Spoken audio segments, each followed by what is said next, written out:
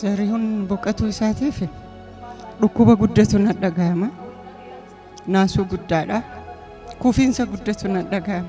Maaliif yaada isaa hamileen inni itti xaaraa ture xaarii isaa galmaan hin geeffanne. Hawwii isaa oduu bakkaan hin geenne deeme gadda guddaa na dhagahama. Dhaloonni Zarihuun irraa wal qabachoo wal jaalachoo qabsoo dhugaa qabsaayu ummanni kabarachoo irra jira. Oromoon takko ta'utu sarara jira. Zarihuun nama amantiitii miti nama gosaatii miti. Amantiinis gosaanis nama qooduu miti. Isarraa waan san baratee namoonni dhaamsa isaa fudhatee Oromoon takko ta'utu sarara jira ka jedhu dabarsuu barbaada. Zarihuun uf hin jiraanne dhugaadha.